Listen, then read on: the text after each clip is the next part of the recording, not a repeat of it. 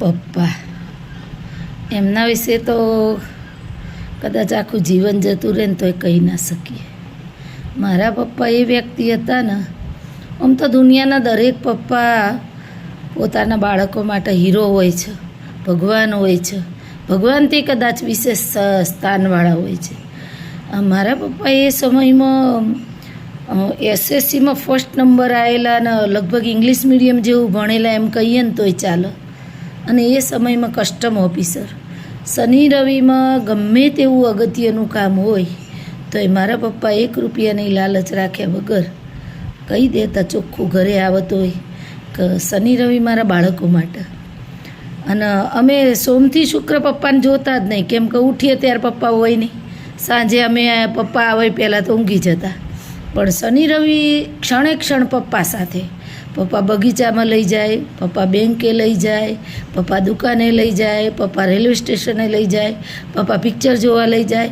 એ સમયમાં પપ્પા VCR લાવીને અમને પપ્પાના અમિતાભ બચ્ચનના પિક્ચરો બહુ ગમતા. અમિતાભ બચ્ચનના પિક્ચરો અમને બતાવતા, ફેમિલી સાથે જોવાલાયક પિક્ચરો. દરેક વસ્તુનું જ્ઞાન પપ્પા આપતા. ઝીણામાં ઝીણી બાબત આજે જે કંઈ છું એ પપ્પાની સાથે મમ્મી પણ, ભલે મમ્મી ઓછું ભણેલી હતી, એ વખતમાં પાછું ફાઇનલ હતી, પણ તો એ વખત એ મમ્મીએ ઘણી બધી બાબતો પપ્પાથી વિશેષ મમ્મીએ શીખવેલું છે, પણ પપ્પાની બાબતો પણ એટલી જ અગત્યની છે. તો આજે જે કંઈ છું જ્યારે હું તો લગ્ન પહેલાં નક્કી કરી કે મારે ભણવું નથી, કેમ કે બીજા બધાને મેં નોકરી કરતા જોયેલા ને, એટલે મેં વિચારેલું કે આપણા ઘરવાળા જે લાઈને આપશે ને આપણને ખાઈ પીને પડ્યા રહીશું, એમનું બધું કામ કરશું. પહેલેથી આવો વિચાર હતો. પણ અહીંયા નોકરી લખી હતી ને એટલે જ્યારે ઘરવાળા મળ્યા, કુટુંબ સારું હતું, અને મારા જેઠ લક્ષ્મણ બાપા અને મારા પપ્પા 2 જણાએ જોયું, અને મારા માસા લક્ષ્મણભાઈ સાથેનો સંબંધ બહુ છે મારા, કે ભાઈ લક્ષ્મણભાઈ મારા ટીચર હતા, એમણે બહુ ધ્યાન આપ્યું. મારા લક્ષ્મણ માસાએ મને પ્રોત્સાહન આપ્યું, મારા લક્ષ્મણ જેઠે મને આપ્યું. અને અત્યારે ગુડીના સસરા એમનું નામ પણ લક્ષ્મણભાઈ છે. ઘણા બધા લક્ષ્મણભાઈ સાથે મારે લેવા દેવા છે, અને એ જીવનમાં અતૂટ કામમાં આવી છે. તો એ લોકોએ મને સગાઈ પછી મને ભણવા મૂકી 10મું. ગુડીના પપ્પા એ વખતે છે કલાપીનગરથી 15 કિલોમીટર સાયકલ ચલાવીને મને મળવા આવતા. હમણાં જ હું મારી સ્કૂલની મુલાકાતે ગઈ હતી. પપ્પાને બહુ જ યાદ કર્યા કે સગાઈ પછી ભણાય, 10મું ભણાવીને તરત PTCમાં મૂકી. એ વખત તો 10મા પછી PTC મળી જતો. ત્યાં પણ પપ્પાએ એટલી જ મહેનત કરી. મમ્મી રોડેલી મૂકવા આવે, રિક્ષા કરીને, ભાભી મૂકવા આવે, ભાઈ રાત ઉજાગરા કરીને PTCના બોર્ડ બનાવતો બધું. અત્યારે ભાઈ પપ્પાથી વિશેષ છે કે પપ્પાના ગયા પછી ભાઈએ ક્યારેય પપ્પાને કમી મહેસૂસ થવા નથી દીધી, કે ભાભીએ મમ્મીની મહેસૂસ થવા નથી દીધી. મમ્મી પણ અત્યારે એટલું જ આજની ઉંમરે હજુ બીક લાગે કે આ કરશું તો મમ્મી બોલશે. તો અત્યારના બાળકોને એવું કંઈ છે જ નહીં. જોકે આપણે એ વાતાવરણમાં ઉછરેલા એટલે આપણને હજુ પણ લાગી આવે.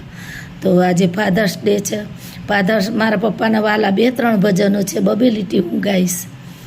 વડલો કહે ઓલી વનરાયું સણગી, છોડી દો ને જૂના માળા, અરે ઓ મૂકી દો ને જૂના માળા, ઉડી જાઓ પંખી પાંખો વાળ. પપ્પા દીકરીઓ માટે એમ કહેતા કે વડલો કહે વનરાય છોડી દો જૂના માળા, નવા માળામાં ગોઠવાઈ દો. પણ પપ્પા જ જતા રહે અમને મૂકીને. મિસ યુ પપ્પા, મિસ યુ પપ્પા. પછી પપ્પા આ ગીત ગાઈને અમને સુવાડતા. પગ મને ધોવા દ્યો રઘુરાય. આ ગીત ડેલી પપ્પા ગાતા, અને આ ગીતની એક શબ્દો અમને સમજાવેલા એ વખતમાં, અને અમને ગાઈને સુવાડતા.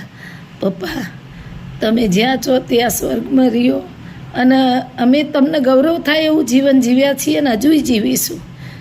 એ સાથે તમને દુઃખ પણ થશે કે તમારા જમાઈ તમારી જોડે આવ્યા છે, એમને મળજો પપ્પા, એમને હિંમત આપજો. અસ્તુ પપ્પા, પ્રણામ.